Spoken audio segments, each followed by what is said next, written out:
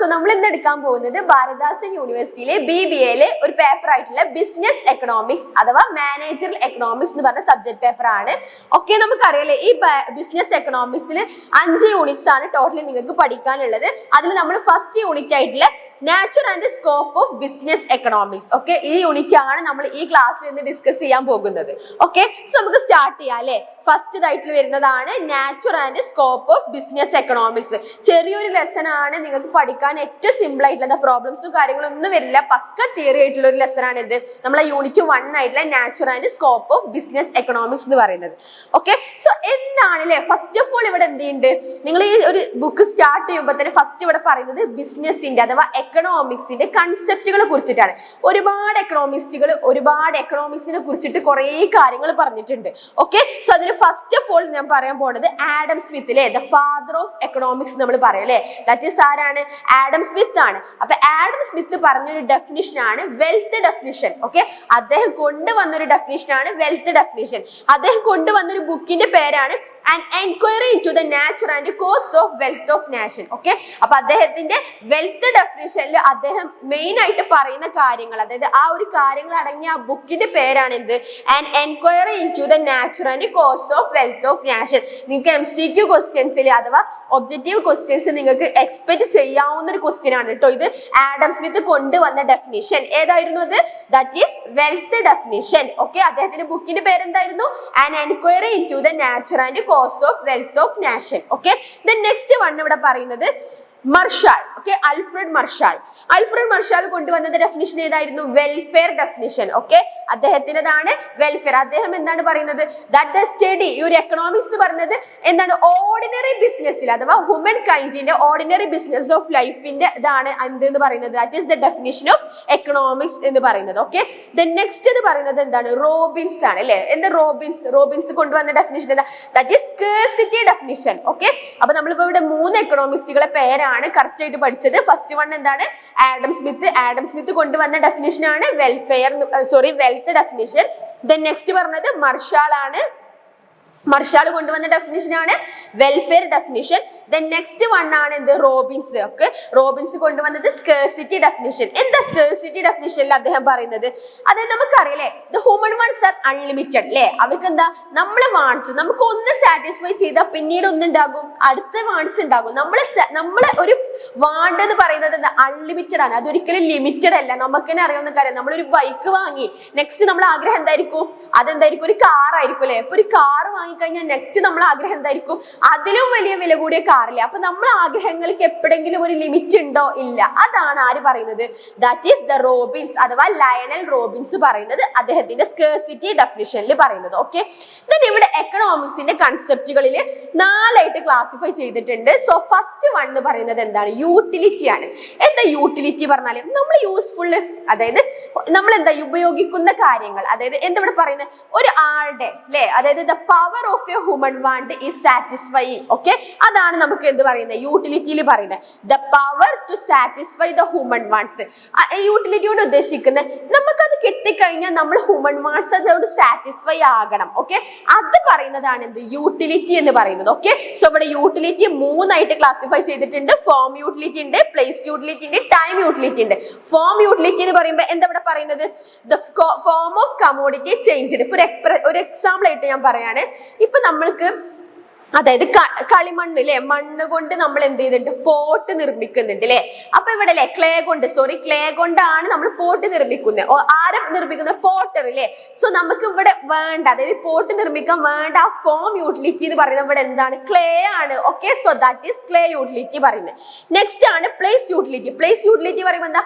നമുക്കൊരു സ്ഥലത്തിൽ നിന്ന് മറ്റൊരു സ്ഥലത്തേക്ക് നമുക്ക് സാധനങ്ങൾ കൊണ്ടുപോകണം അല്ലെ, അതിന് ഉദ്ദേശിക്കുന്ന യൂട്ടിലിറ്റി ആണ് എന്ത്? പ്ലേസ് യൂട്ടിലിറ്റി എന്ന് പറയുന്നത്. Okay, next one time utility ആണ്. ടൈം യൂട്ടിലിറ്റി പറയുമ്പോൾ എന്താണ്? അതായത് നമുക്ക് എന്ത് ചെയ്യണം? ഇപ്പൊ നമ്മൾ മഴക്കാലത്ത് നമ്മൾ എന്ത് ചെയ്യും? വെള്ളം സംരംഭിച്ച് വെക്കൂലേ. ദാറ്റ് ഈസ് വെള്ളം സംരംഭണം ഉണ്ടാക്കും.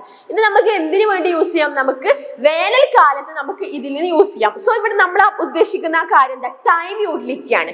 ഓക്കെ, സോ ഇങ്ങനെ 3 എക്കണോമിക്സിന്റെ കൺസെപ്റ്റുകൾ യൂട്ടിലിറ്റി പ്രകാരം പറയുന്നത്. ഓക്കെ, നെക്സ്റ്റ് പറയുന്നത് ഗുഡ്സ് ആണ്. ഗുഡ്സ് ആൻഡ് സർവീസ് നമുക്കറിയാം, നമ്മൾ വിൽക്കുന്ന സാധനങ്ങളുടെയും സേവനങ്ങളുമാണ് എന്ത് പറയുന്നത്?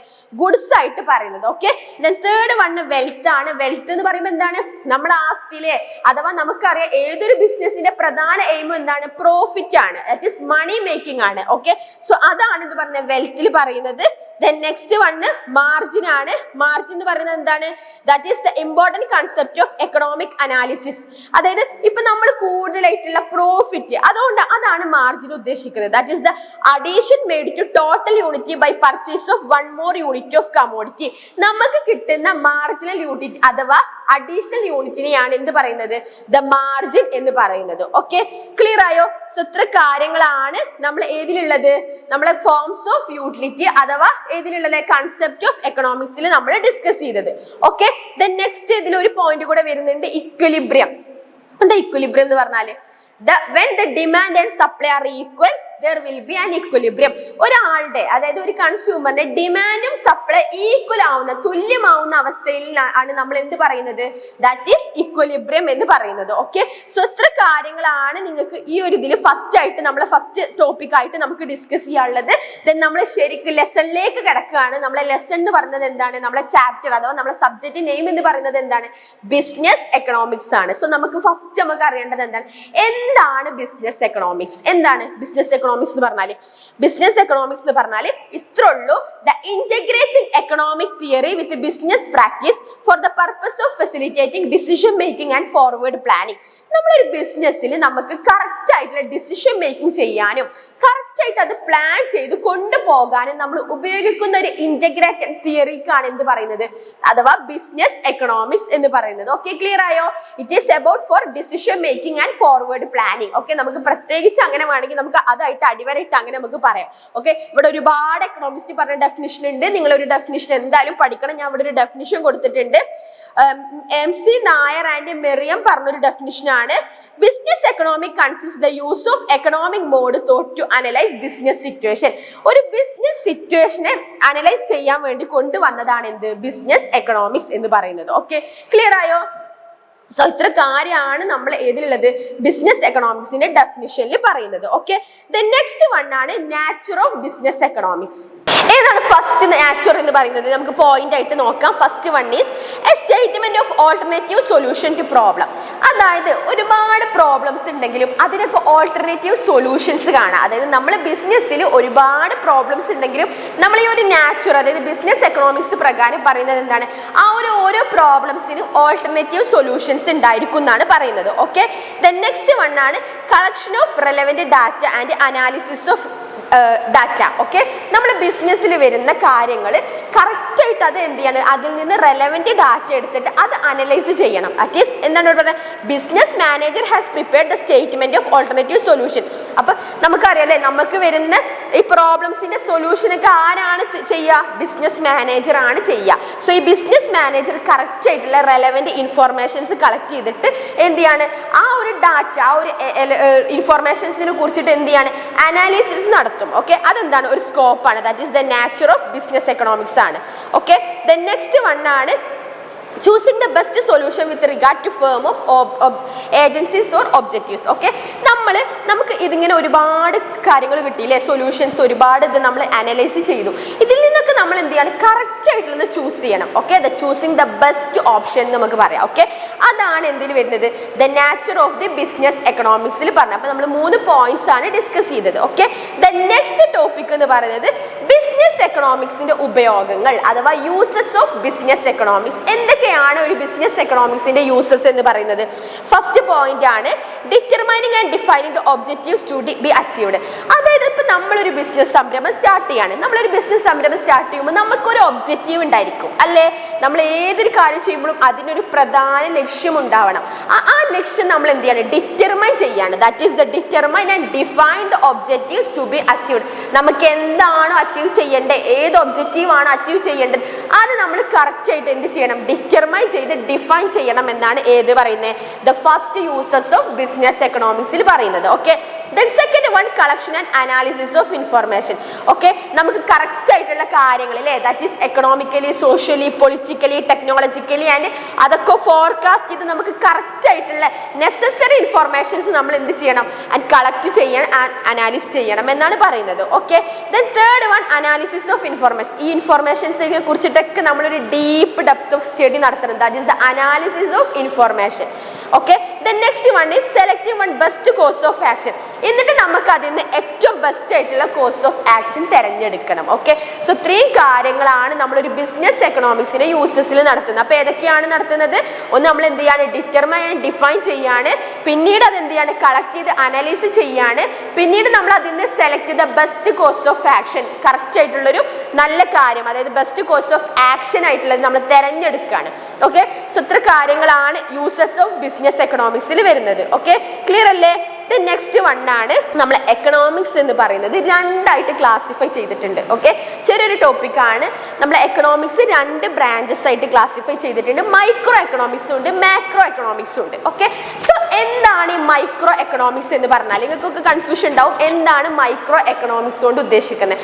നമുക്കറിയാം, നമ്മളൊരു ഇൻഡിവിജ്വൽ സ്റ്റഡീനെ കുറിച്ച് നടത്തുകയാണ് അല്ലേ, അതായത് ഒരു ഇൻഡിവിജ്വൽ പഠനത്തെ കുറിച്ച് നമ്മൾ നടത്തുന്ന സ്റ്റഡിക്കാണ് എന്ത് പറയുന്നത്, ദാറ്റ് ഈസ് മൈക്രോ എക്കണോമിക്സ് എന്ന് പറയുന്നത്. ഇപ്പൊ നമ്മൾ ലാർജ് ആയിട്ട്, അതായത് വോൾ ആയിട്ടാണ് നമ്മൾ ഒരു സ്റ്റഡിയെ കുറിച്ച് നടത്തുന്നതെന്നുണ്ടെങ്കിൽ അതാണ് എന്ത്, മാക്രോ എക്കണോമിക്സ് എന്ന് പറയുന്നത്. ഓക്കെ, സോ നമ്മൾ ഇവിടെ എന്താണ്, ഒരു ഇൻഡിവിജ്വൽ ഡിമാൻഡ്, ഇൻഡിവിജ്വൽ സപ്ലൈ അതിനെ കുറിച്ച് നടത്തുന്നത് മൈക്രോയിലേക്ക് പോകും. അല്ല, നമ്മളൊരു aggregate demand, aggregate supply, inflation, അങ്ങനെ നമ്മൾ എന്താണ് ഒരു അഗ്രിഗേറ്റ് ആയിട്ടാണ് അല്ലേ വോൾ സ്റ്റഡി ആണ് നടത്തുന്നതെന്നുണ്ടെങ്കിൽ അതിലേക്ക് പോകുന്നതാണ് എന്ത്, മാക്രോ എക്കണോമിക്സ് എന്ന് പറയുന്നത്. Okay, so that is the difference between micro and macro economics എന്ന് പറയുന്നത്. ഓക്കെ, നെക്സ്റ്റ് നമുക്ക് ഡിസ്കസ് ചെയ്യാനുള്ളത് ബിസിനസ് എക്കണോമിക്സിന്റെ സ്കോപ്പുകളാണ്. ഈ സ്കോപ്പുകളും രണ്ടായിട്ടാണ് തിരിച്ചിട്ടുള്ളത്. മൈക്രോ എക്കണോമിക്സിൽ വരുന്ന സ്കോപ്പുകളും ഉണ്ട്, അതേപോലെ മാക്രോ എക്കണോമിക്സിൽ വരുന്ന സ്കോപ്പുകളും ഉണ്ട്. ഓക്കെ, ഈ ചാപ്റ്ററിൽ ഏറ്റവും ലാസ്റ്റ് ആയിട്ട് നമുക്ക് വരുന്ന ഒരു ടോപ്പിക്കാണ് എന്തൊക്കെയാണ് മൈക്രോ എക്കണോമിക്സിൽ നമ്മൾ നോക്കേണ്ട സ്കോപ്പുകൾ, നമുക്ക് എന്തൊക്കെ സ്കോപ്പുകൾ കിട്ടും നോക്കാം അല്ലെ. First one, choice of business, നമ്മൾ ബിസിനസിന്റെ ചോയ്സ്. ഓക്കെ, നെക്സ്റ്റ് വൺ ആ പ്രൊഡക്റ്റിന്റെ nature, second one nature of product, then choice of size of business firm, അതായത് നമ്മൾ ബിസിനസ് ഫേം നടത്തില്ലേ അതിന്റെ സൈസ്, അതിന്റെ ചോയ്സ് ഓഫ് സൈസ് ആണ് പറയുന്നത്. ദെൻ ചോയ്സ് ഓഫ് ടെക്നോളജി ഉണ്ട്, ദെൻ എങ്ങനെയാണ് നമ്മൾ സെയിൽസ് പ്രൊമോട്ട് ചെയ്യേണ്ടത്, തിയറി ഓഫ് ഡിമാൻഡ് എങ്ങനെ ആയിരിക്കണം, തിയറി ഓഫ് പ്രൊഡക്ഷൻ എങ്ങനെ ആയിരിക്കണം, theory of capital and investment decision എങ്ങനെ ആയിരിക്കണം, ഇതിനെ കുറിച്ചിട്ടൊക്കെ ഉള്ള കാര്യങ്ങളാണ് നമ്മൾ മൈക്രോ എക്കണോമിക്സിന്റെ സ്കോപ്പുകളിൽ വരുന്നത്. ഓക്കെ, ഇത് ജസ്റ്റ് പോയിന്റ്സ്, നിങ്ങൾക്ക് ഡീപ്പായി പഠിക്കാനില്ല, ജസ്റ്റ് പോയിന്റ്സ് മാത്രം നിങ്ങൾ നോട്ട് ചെയ്ത് വെച്ചാൽ മതി. ഓക്കെ, ദെൻ മാക്രോ എക്കണോമിക്സിലേക്ക് പോകുമ്പോൾ നമുക്ക് വരുന്നതാണ് മാക്രോ എന്ന് പറയുമ്പോൾ ഞാൻ പറഞ്ഞല്ലോ അല്ലേ, കുറച്ചുകൂടെ വൈഡ് ആയിട്ടുള്ള ആസ്പെക്റ്റുകളാണ് മാക്രോയിൽ ഡീൽ ചെയ്യുക. സോ നമുക്ക് ഇവിടെ എക്സ്റ്റേണൽ എൻവയോൺമെന്റ് റിലേറ്റഡ് ആയിട്ടുള്ള എല്ലാ കാര്യങ്ങളും വരുന്ന ചോയ്സസ് എന്ന് വരുന്നത് ഏതിനാണ്, ആ ഒരു സ്കോപ്പ് വരുന്നത് മാക്രോയിലായിരിക്കും. ദാറ്റ് ഈസ് നമുക്കറിയാം ഇൻഡസ്ട്രിയൽ പോളിസി, അതുപോലെ എന്താണ് വർക്കിംഗ് ക്യാപിറ്റലിന്റെ structure, trends of working capital, political environment, okay, then employment and the investigation, ഇങ്ങനത്തെ കാര്യങ്ങൾ, അതായത് ഒരു വോളായിട്ട് നമ്മൾ ഒരു എക്സ്റ്റേണൽ ഫാക്ടേഴ്സ് കൂടെ ഇൻക്ലൂഡ് ചെയ്ത് നമ്മളെ ബിസിനസ് എക്കണോമിക്സിനെ ബാധിക്കുന്ന കാര്യങ്ങൾ നമ്മൾ ഡിസ്കസ് ചെയ്യുന്നത് മാക്രോ എക്കണോമിക്സിലായിരിക്കും. ഓക്കെ, സോ ഇത്ര കാര്യങ്ങളാണ് നിങ്ങൾ ഈ ഒരു ചാപ്റ്ററിൽ പഠിക്കാനുള്ളത്. ഒരു സിമ്പിൾ ചാപ്റ്റർ ആണ്. ബിസിനസ് എക്കണോമിക്സ് എന്താ നമ്മൾ പറഞ്ഞു, ബിസിനസ് എക്കണോമിക്സിന്റെ കുറച്ച് കൺസെപ്റ്റുകൾ പറഞ്ഞു തന്നു, ഒരുപാട് ഡെഫിനിഷൻസ് കൊണ്ടുവന്ന 3 എക്കണോമിസ്റ്റുകളെ പേര് നമ്മളിവിടെ പറഞ്ഞു, the nature of business economics പറഞ്ഞു, സ്കോപ്പ് ഓഫ് ബിസിനസ് എക്കണോമിക്സ് പറഞ്ഞു, ആൻഡ് മൈക്രോ ആൻഡ് മാക്രോന്റെ ഡിഫറൻസ് നമ്മൾ ചെറുതായിട്ട് ഡിസ്കസ് ചെയ്തു. ഓക്കെ, സോ ഇത്ര കാര്യങ്ങളാണ് നിങ്ങൾ ഈ ഒരു ഫസ്റ്റ് ചാപ്റ്ററിൽ നിങ്ങൾക്ക് ഉള്ളത്. ഓക്കെ, സോ എല്ലാവർക്കും മനസ്സിലായി എന്ന് വിചാരിക്കുന്നു. Okay, then thank you.